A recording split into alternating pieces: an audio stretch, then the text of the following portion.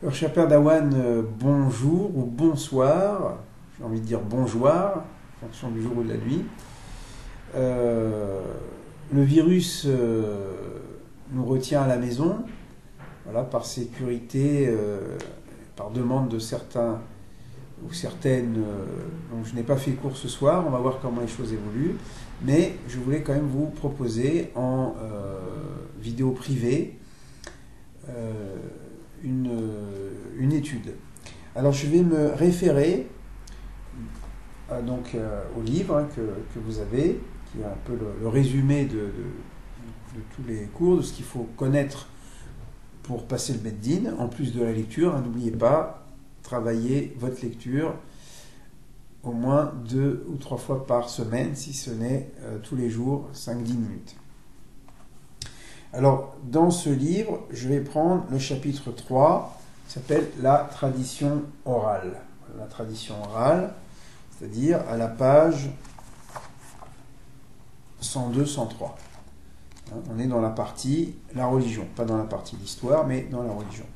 La dernière fois, nous avons vu qu'il y avait 3 grands livres dans la Bible, donc on appelle la Torah, ou le Pentateuque, les 5 livres de Moïse, ensuite les Nevi'im, les prophètes, et ensuite les Ketuvim, les écrits. Quand on prend les initiales, Torah, Nevi'im, Ketuvim, on obtient un sigle, le Tanakh. Tanakh, c'est-à-dire l'ensemble des livres qui ont été canonisés.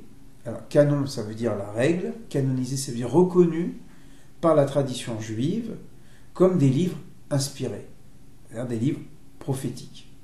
Alors, je consacrerai aussi une autre fois, peut-être en direct, une leçon sur le prophétisme.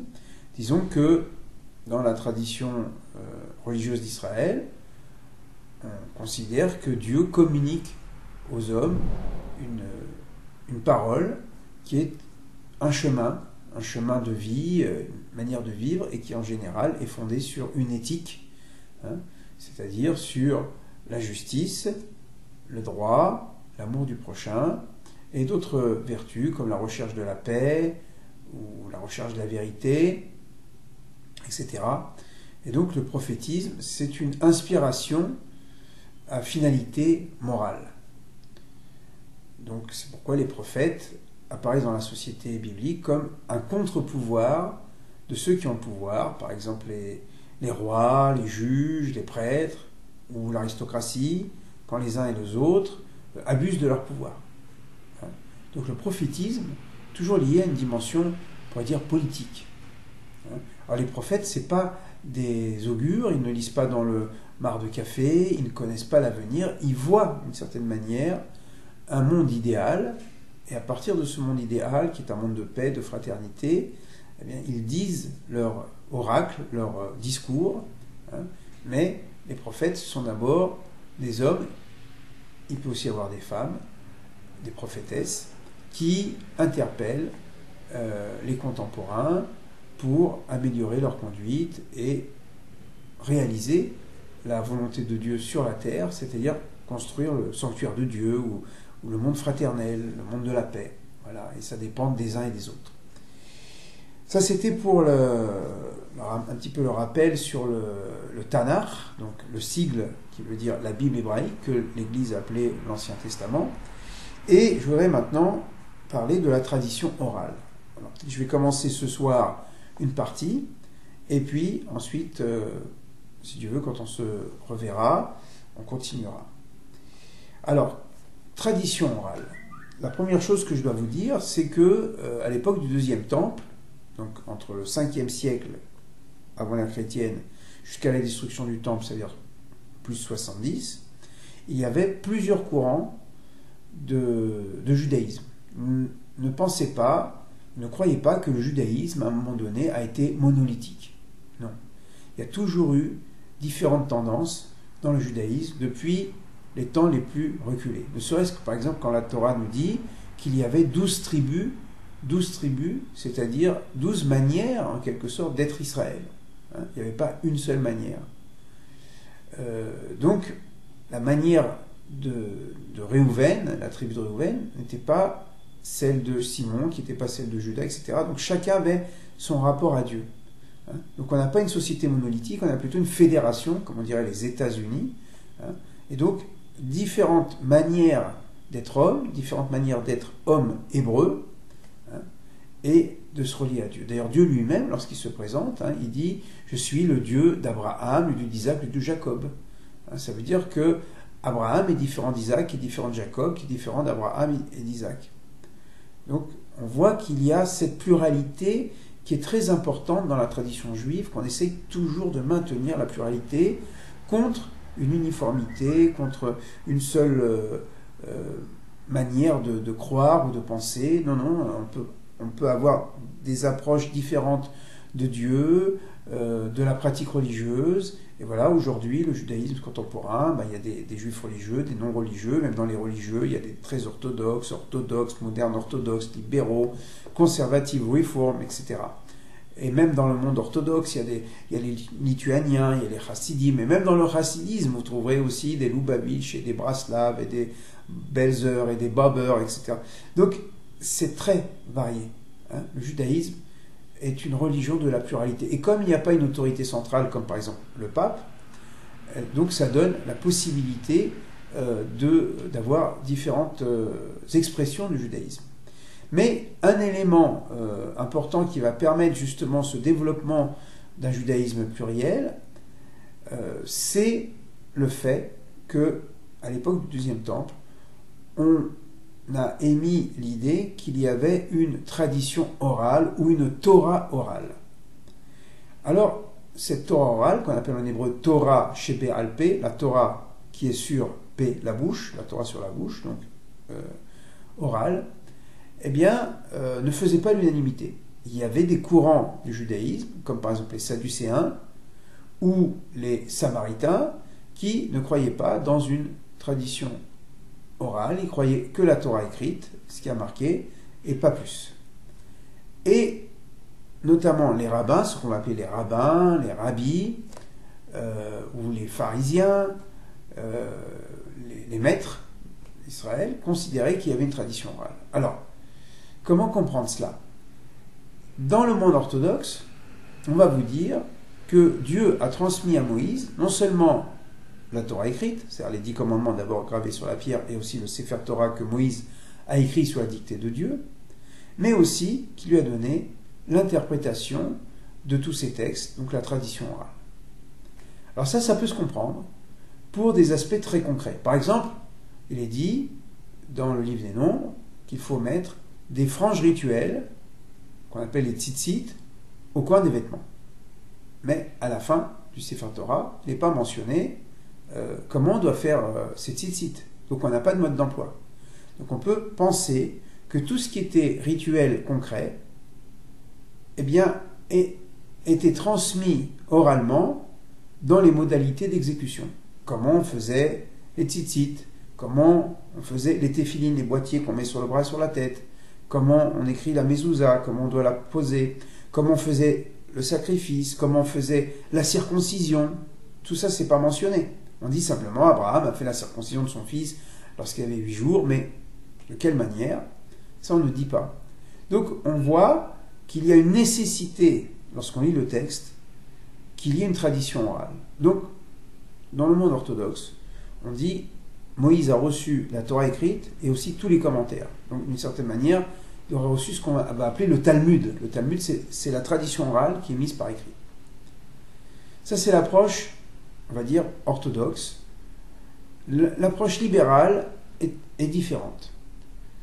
Dans le monde libéral, on considère, en effet, qu'à côté de la Torah écrite, il y a la Torah orale.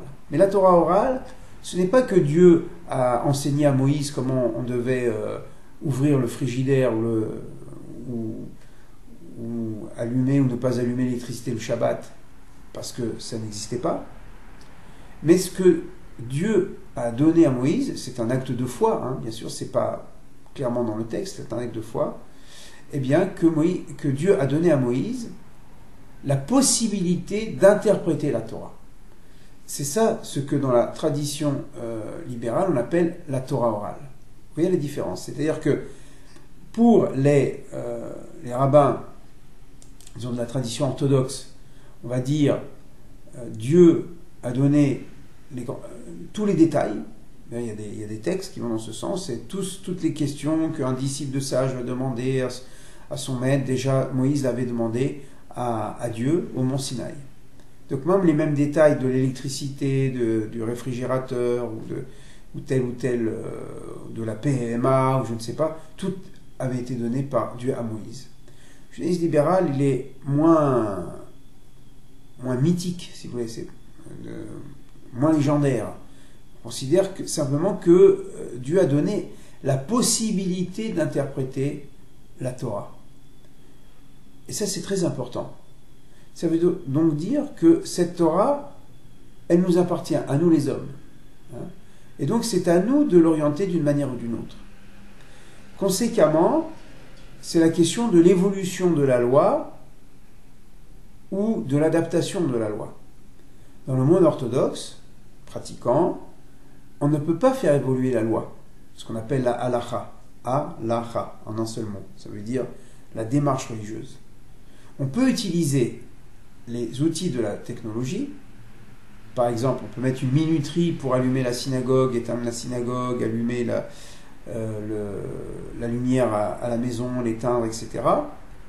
Voilà, on peut mettre en place des systèmes électriques, électroniques, où on n'a rien à faire, mais on ne va pas poser la question, mais est-ce que finalement l'électricité, ça pourrait être permis? Est-ce que quand la Torah interdit de faire le feu, c'est parce que c'est un travail important, mais allumer l'électricité, c'est appuyer sur un bouton. Même des fois, vous passez devant un faisceau lumineux, ça allume l'électricité dans les hôtels, dans certains couloirs des maisons, hein, voilà, dans des halls d'entrée. Voilà. Et donc, le judaïsme libéral, il s'appuie sur le principe d'une tradition orale pour dire on peut faire évoluer les choses. C'est pas qu'on balaye d'un revers de la main toute la tradition. On dit, voilà, dans telles circonstances, il fallait agir comme ça, mais dans d'autres circonstances, on peut agir différemment. D'autant plus qu'il y a des règles de la Torah qui ne sont plus appliquées, et je ne pense pas qu'elles seront appliquées de sitôt. Par exemple, les lois des sacrifices. On ne pratique plus de sacrifices, et on a remplacé par la prière. On avait vu il y a quelques mois, avec ceux qui étaient déjà là, l'origine de la prière. Certains disent c'est les patriarches qui ont instauré la prière, mais il y a un deuxième avis qui dit c'est en remplacement des sacrifices. Voilà. Et on ne va certainement pas revenir en arrière de faire des sacrifices. Il y a les lois, entre guillemets, de l'esclave, du travailleur, et qu'il y a des esclaves aujourd'hui. Aujourd'hui, on a des employés, c'est tout à fait différent, avec fiches de paye et la réglementation du pays. Et la loi du pays, c'est la loi. Il y avait dans la Bible la polygamie, parce que sans doute il y avait plus de femmes que d'hommes, parce que les hommes mouraient, ils étaient plus exposés à la guerre, au travail, à l'extérieur. Donc, peut-être il y avait plus de femmes que d'hommes, donc polygamie. Aujourd'hui, c'est la monogamie. On pourrait voir beaucoup d'exemples, n'est-ce pas ? La question de la parité aussi. Hein. Voilà, ça c'est une grande question. Est-ce que les femmes doivent toujours rester derrière le rideau ou à l'étage, ou bien est-ce qu'on peut faire avancer les choses? J'ai lu là récemment qu'il y avait quand même un tiers du monde religieux orthodoxe en Israël qui serait pour une évolution du statut de la femme. Alors, il faut attendre des maîtres du monde orthodoxe pour permettre cela, mais quand même un tiers qui considère, oui, le statut de la femme dans la synagogue ou dans le judaïsme est infériorisé. Il faut permettre aux femmes d'étudier le Talmud, d'étudier les textes, de pouvoir enseigner, pourquoi pas de monter à la Torah, de devenir rabbin. Voilà. Bon, les choses, elles se font lentement, mais voilà. Je vous parle de la Torah orale parce que c'est une des clés on pourrait dire, de l'évolution et de la pratique du judaïsme. Mais même des fois, nous voyons que la tradition orale, d'ailleurs c'est une expression qu'on trouve sous la plume de certains rabbins, que Oker est à halacha, elle arrache le sens premier pour donner une autre signification. Par exemple, la Torah dit œil pour œil, donc on pourrait penser crever l'œil de celui qui crevait l'œil. Et la tradition orale dit attention, si on crève l'œil de celui qui a crevé l'œil, c'est une vengeance et c'est interdit. Et à la place, il faut remplacer par le dédommagement monétaire. Donc ça veut dire que la tradition orale va faire sortir ce verset de sa violence, tel qu'il est compris souvent par des antisémites entre autres, ou des gens qui veulent s'opposer à la Bible en disant votre Bible c'est sanguinaire, regardez, œil pour œil, dent pour dent, c'est la vendetta, c'est la mafia qui fait ça, c'est les narcotrafiquants qui font ça. Non, la tradition orale dit c'est pas comme ça qu'il faut lire. C'est le dédommagement monétaire selon l'évaluation du préjudice, le chômage, les frais de médicaments, enfin, tout ce qu'entraîne les coups et blessures à charge du responsable de rembourser. Aussi la peine de mort existe dans la Bible, mais les rabbins vont faire en sorte de ne pas appliquer la peine de mort, au point qu'ils vont dire un tribunal qui rend la peine de mort tous les 7 ans, une fois tous les 7 ans, et un tribunal sanguinaire, et un autre avis qui dit tous les 70 ans. Une seule peine de mort, on appellera ce tribunal sanguinaire. Donc on voit que les rabbins, malgré le fait que la Torah parle de la peine de mort, vont faire en sorte de rendre inapplicable, ils n'ont peut-être pas la force de rendre caduque la loi de la Torah, mais de rendre inapplicable la peine de mort. Par exemple, l'examen des témoins. Donc, premier témoin, il vient, on lui pose des questions. Deuxième témoin, il pose des questions. Quand on voit que ça correspond, que ça pourrait entraîner la peine de mort, on va reprendre le premier témoin, on va lui poser des questions encore plus saugrenues, du type oui, il était sous un arbre, il y avait combien de feuilles, ou bien c'était quel. Est-ce que c'était un arbre fruitier, non fruitier, enfin, des détails que personne ne pourra donner. On va dire, vous voyez, les examens des témoins ne convergent pas. Donc, puisqu'il n'y a pas convergence, et que la Torah a demandé, selon 2 témoins qui convergent, on appliquera la peine. Donc, pas de peine de mort. Voilà. Ça, c'est une introduction au principe de la Torah orale, qui a été une particularité du judaïsme rabbinique, contre, justement, donc ce judaïsme sadducéen ou samaritain, qui s'est pratiquement arrêté avec la destruction du temple. En plus 70, il n'y a plus de Sadducéens. Il reste en Israël 1 millier de Samaritains. Ils sont israéliens, mais ils vivent à part, ils ne sont pas une grande communauté. Et donc c'est le judaïsme rabbinique qui a eu gain de cause dans l'histoire juive. C'est-à-dire qu'après 70, ce sont les rabbins qui vont sauver le judaïsme et qui vont sauver le peuple d'Israël. Et cette tradition orale, ils vont la mettre par écrit. Alors d'où vient cette tradition orale?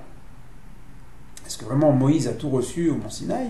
Je vais vous proposer une autre lecture plus historique. C'est que lorsque les Juifs reviennent de Babylone, donc le décret de Cyrus, fin du 6e, début du 5e siècle, en chrétienne, qui autorise les Judéens, donc les Juifs, le D qui devient F, les Juifs à retourner à Jérusalem construire le 2e temple, et la langue des Juifs, des Judéens, est l'araméen. Et le texte de la Torah est en hébreu.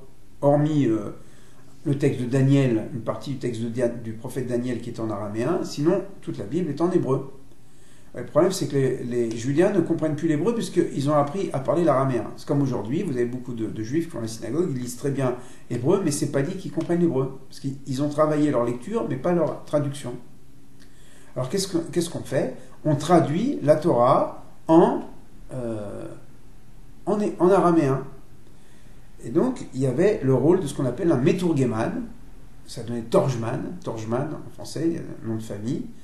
Je crois qu'il y a une marque de clés, enfin c'est publicité gratuite, mais je crois une marque de clés qui s'appelle les clés Torjman. Voilà. C'est vers le traducteur. Et on traduit de l'hébreu en araméen. Mais en même temps qu'on traduit, on commente un petit peu. Parce que déjà, la traduction, c'est un commentaire. Pourquoi on traduit plutôt comme ça ou plutôt comme ça? On peut penser aussi qu'il y a des échanges avec les fidèles, surtout si ce sont des fidèles juifs, toujours en train de poser des questions, et monsieur le rabbin, et pourquoi ceci, pourquoi cela. Voilà. Et donc, commence une tradition orale, c'est-à-dire en même temps qu'on traduit, on commence à développer des commentaires. Et donc, vous voyez, historiquement, la tradition orale se comprendrait comme, justement, et naturellement, le fait d'interpréter, de comprendre le texte de la Torah et de la Bible en général. La Torah en particulier, la Bible en général. Et à l'époque, juste avant la destruction du temple, on voit qu'il y a beaucoup d'écoles. Par exemple, il y a l'école de Hillel, l'école de Shammai. Avant eux, il y avait Shemaya Avtalion. Après eux, il y avait Yochanan ben Zakkai avec ses 5 disciples qui vont être sauvés de la destruction de Jérusalem. Ils vont relancer le judaïsme. Après, il y aura l'école de Rabbi Akiba, l'école de Rabbi Ishmael, Rabbi Tarfon, Rabban Gamliel, enfin différents maîtres, etc. Chacun a son école d'interprétation. Donc, encore une fois, ce n'est pas un judaïsme monolithique, mais chacun interprète à sa manière. Cette tradition orale, elle va justement permettre d'interpréter la Torah dans le sens des rituels, donc on appelle la halacha, mais aussi dans le sens de la pensée. Alors cette tradition orale, c'est quoi? C'est l'ensemble des interprétations dont certaines remontent ou on fait remonter à Moïse. Des fois, quand on ne sait pas qui est l'auteur, on dit c'est un tel qui a reçu d'un tel, qui a reçu d'un tel, depuis Moïse, halacha le Moshe Sinaï, la loi de Moïse au Sinaï. Donc certainement, certaines coutumes, certaines règles remontent à Moïse, ça veut dire dans la mémoire la plus ancienne d'Israël. Sinon, eh bien, ce sont des rabbins qui, à telle et telle époque, ont interprété d'une certaine manière. Alors, toute cette tradition orale reste orale, il y a des expressions, il y a des paraboles, des expressions, on ne dit plus Dieu, par exemple, on dit Akadosh Baruch Hu, peut-être vous avez entendu, le Saint béni soit-il, des fois on dit Amakom, le lieu, parce qu'il est le lieu du monde, on appelle Ribono Shel Olam, le maître du monde, et d'autres expressions, Avinu Sheba Shamayim, notre Père qui est aux cieux, on va retrouver plus tard dans la bouche de Jésus, mais il faut savoir que toutes ces expressions, elles sont antérieures au christianisme.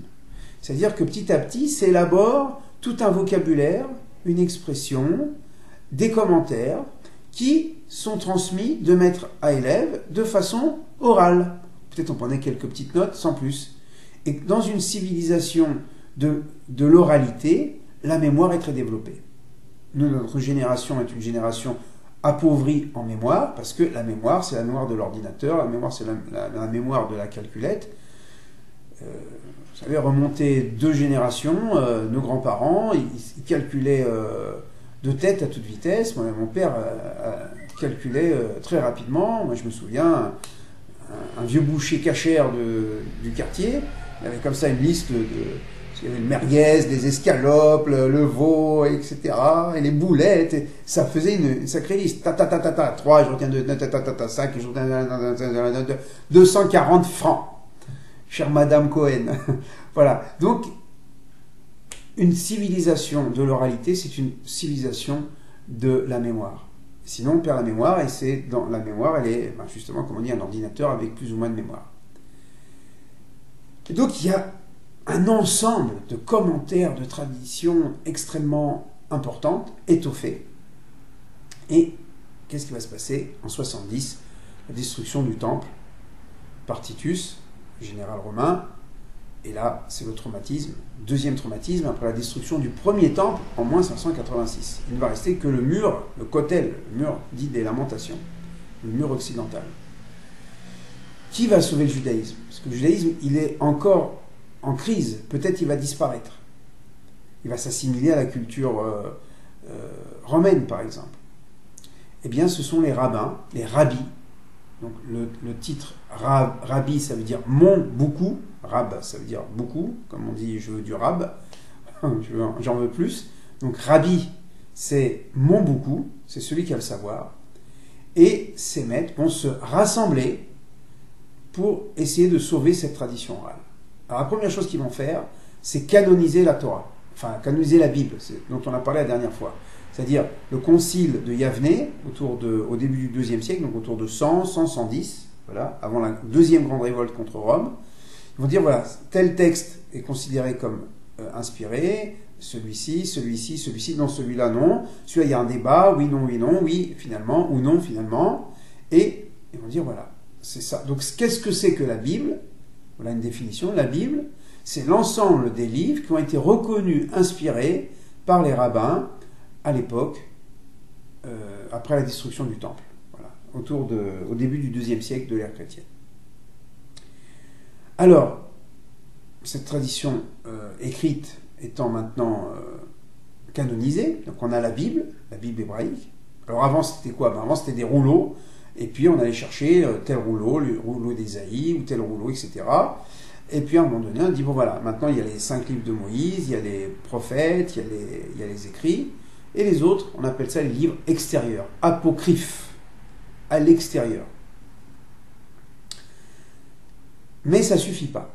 La tradition orale, il faut aussi la mettre par écrit. Alors, vous lirez, il y a un passage où il est mentionné que ce qui était écrit, on n'avait pas le droit de le dire oralement, et ce qui est oral, on n'a pas le droit de le mettre par écrit. Donc, l'écrit, il faut le lire. Il faut lire la Torah. Il ne faut pas réciter par cœur en levant les yeux. Même si on connaît le texte de la Torah par cœur, il faut lire. Parce que c'est notre point de référence. Donc, il faut lire le texte. Par contre, ce qui était oral, on disait qu'on n'avait pas le droit de l'écrire, de telle sorte à maintenir le lien entre le maître et le disciple. Parce que si vous avez un livre, vous n'avez plus besoin de maître. Enfin, on a toujours besoin d'un maître. Mais on pourrait se dire, voilà, c'est mentionné, je peux aller sur Google, Rabbi Google, je n'ai pas besoin d'aller voir mon rabbi, mon rabbin, voilà, puisque je vais avoir les informations par l'écrit. Mais ça ne changera jamais d'une authentique relation avec un maître. Parce que le maître, il nous écoute, il se met à notre niveau. Un livre, il est pareil pour tout le monde. Mais un maître, il explique, il commente, on peut lui poser des questions, et puis il s'adapte à l'un par rapport à l'autre. Il y a celui qui comprend vite, celui qui comprend lentement. Même dans le Talmud, on dit ne ressemble pas à un maître qui enseigne 100 fois à celui qui enseigne 101 fois. Oui, il y avait des personnes qu'il fallait 101 fois pour que ça leur rentre dans leur tête. Vous vous rendez compte? Il dit, tu as compris? Non. Bon, deuxième fois. Tu as compris? Non. Bon, troisième fois. 100 fois. Tu as compris maintenant? Non, je ne suis pas très sûr. Voilà, 101 fois. Voilà. Donc, pour dire que le maître, c'est celui qui se met à la portée de ses disciples. Alors, il y avait une question d'urgence. Il fallait quand même mettre par écrit ce qu'on ne devait pas mettre par écrit. Ça a été quand même un malheur pour le peuple juif. Pourquoi? Parce que tant que la tradition orale était orale, ça permettait la dynamique de l'interprétation. Mais si on met par écrit, ça fige. Vous voyez, c'est ça le problème. C'est que ça fige. Et si ça fige, alors on va dire, voilà, c'est écrit comme ça, on ne peut pas changer. Donc le judaïsme libéral qui dit, mais c'est pas parce que c'est écrit que ça ne peut pas changer. Le judaïsme libéral est critiqué par le monde orthodoxe en disant, oui, comment vous pouvez changer la loi alors que ça a été instauré par les maîtres? Ça a été instauré par les maîtres, on a écrit l'état des connaissances à telle époque. Mais ça ne veut pas dire que les choses n'ont pas évolué, parce que nos connaissances scientifiques sont différentes, la société évolue aussi, les statuts des uns et des autres, on a des connaissances, on a d'autres cultures. Voilà, donc rester enfermé dans le passé, c'est jamais une bonne chose. C'est souvent même le signe d'un intégrisme. Regardez, les intégristes, ce qu'ils veulent, c'est revenir au passé. Comme à l'époque des pères fondateurs. Voilà. Surtout ne pas évoluer. Alors, cette première forme d'écriture, c'est la Mishnah. Voilà. La Mishnah, c'est ça vient d'une racine, shoné, sheni, qui veut dire deux. La Mishnah, c'est la tradition orale répétée. C'est-à-dire que toutes ces traditions orales qui étaient mémorisées parce que justement c'était l'oralité, donc il fallait mémoriser, à un moment donné, on décide de mettre par écrit. Et c'est ce qu'on appelait la Mishnah. La Mishnah, donc vous lirez en détail, c'est 6 grands livres, on appelle les 6 ordres de la Mishnah. Shisha, Sidrei Mishnah, 6 ordres de la Mishnah. Et de quoi parlent ces textes? C'est des textes très concrets de la vie juive. Le premier ordre s'appelle semences. Ça parle de toutes les lois sociales, donc les céréales, et toutes les lois sociales de donner aux pauvres, de laisser le coin du pauvre, de faire les prélèvements pour la tribu de Lévi, etc. Il y a beaucoup de règles où l'agriculteur d'Israël doit être conscient que ce qu'il reçoit, c'est un cadeau de Dieu et qu'il faut savoir distribuer la bénédiction de Dieu. Il ne faut pas garder pour soi. Voilà, le moissonneur, il pourrait dire je vais jusqu'au bout du terrain. La Torah dit non, tu laisseras un coin pour le pauvre. Ah, mais mon droit de propriété, c'est jusqu'au dernier épi. Oui, mais la terre ne t'appartient pas. Vous êtes des étrangers séjournant sur la terre, est-il mentionné dans la Torah. Et donc, vous allez laisser le coin pour le pauvre. Si vous avez oublié une gerbe, vous vous rappelez après que j'ai oublié cette gerbe, tu la laisses. C'est pour le pauvre. Ou bien les glaneurs vont ramasser, il y a des épis qui tombent, il ne faut pas se retourner, il faut laisser pour les pauvres. Les Lévis, la tribu de Lévi, ne travaillent pas, ils vivent par la dîme, 10% des céréales, des fruits, du bétail. Donc on voit, il y a une législation très particulière, ça s'appelle le Seder, l'ordre de Zeraïm, les semences. Deuxième, on appelle Moed, les rendez-vous. Les rendez-vous, c'est les fêtes. Donc il y a le traité qui parle du Shabbat, il y a le traité qui parle de Pessah, le traité qui parle de... je vais vous montrer par exemple ici à la bibliothèque. Ici, vous avez le traité de Talmud. Donc ici vous avez écrit Talmud Babli. Voilà, ceux qui savent lire jusqu'à la fin, vous voyez Talmud Babli, le Talmud de Babylone. Et si j'ouvre à l'intérieur, voilà une page de Talmud. Voilà, je vous montrerai ça, je vous ferai une copie. Vous avez le texte au milieu, et à droite, à gauche, vous avez des commentaires, le commentaire de Rashi, en haut vous avez le titre. Je vous montrerai en détail, je vous donnerai une feuille, comme ça vous allez voir encore une autre page de Talmud. Vous voyez ? Bon, voilà. Alors, le deuxième ordre, c'est l'ordre des fêtes. Donc, on traite des fêtes. Troisième ordre, ça s'appelle l'ordre des... troisième ordre, ça s'appelle l'ordre des Nézikin. Ça veut dire des dommages. Dommages et intérêts. C'est-à-dire toutes les lois de responsabilité civile. Donc j'ai oublié, excusez-moi. D'abord le 3, c'est les femmes, Nashim, c'est toute la législation familiale. Excusez-moi. C'est-à-dire les lois du mariage, l'héritage, les contrats de mariage, voilà, responsabilité des parents vis-à-vis des enfants, les enfants vis-à-vis des parents. Donc ça s'appelle Nashim. Ensuite, il y a Nezikim. Quatrième ordre, c'est la responsabilité civile, les tribunaux, les témoignages, les différentes sanctions, les condamnations. Et ensuite, le cinquième ordre, c'est les saintetés, toutes les lois du temple, donc les sacrifices, les offrandes, la construction du temple, et dernièrement, les puretés, les lois de pureté et d'impureté. Bon, on y reviendra sur ces lois de pureté et d'impureté, parce que c'est un peu dépassé tout ça, mais quand même, je vais terminer là-dessus, peut-être que c'est pas si dépassé que ça. Parce qu'il y a l'histoire du virus. Vous voyez, en fait, c'est quoi peut-être les lois de pureté et d'impureté? C'est en fait, les rabbins ne savaient pas qu'il y avait des virus, tous ces détails que nous avons appris par la suite avec la biologie.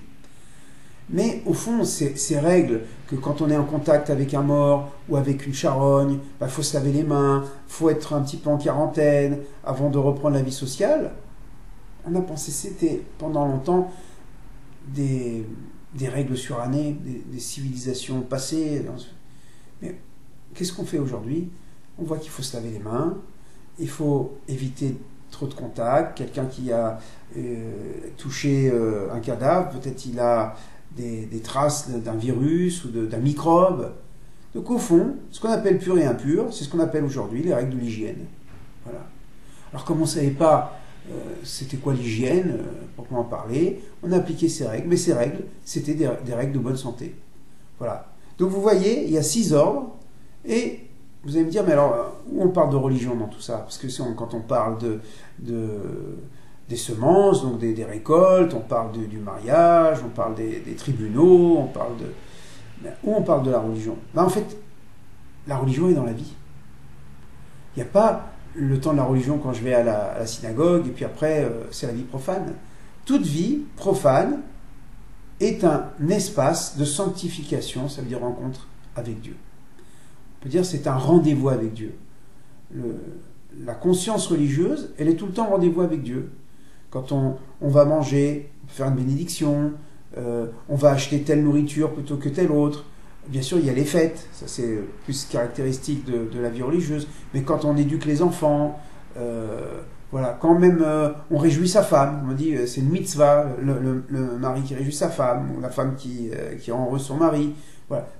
Tous ces détails sont considérés comme des mitzvot. C'est pour ça qu'on voit tous les aspects de l'existence reçoivent des règles religieuses. Alors, ces règles religieuses, encore une fois, peuvent évoluer, ne sont pas figées, hein, mais comprenons que c'est ça la vie juive. C'est de sanctifier, hein, c'est-à-dire de faire que cet espace du monde profane, du monde de la nature, soit le lieu du rendez-vous avec Dieu. Voilà, c'est ce que je voulais vous dire pour ce soir. Je vous souhaite une bonne journée, une bonne soirée, en fonction de l'heure où vous allez voir cette vidéo. Alors je vous signale que la semaine prochaine, de toute façon, il n'y avait pas cours, hein, et profitez pour travailler votre lecture. Je vous souhaite une bonne soirée. On est à quelques jours de Shabbat, mais je vous souhaite déjà Shabbat Shalom, à très bientôt et une très bonne santé. Au revoir.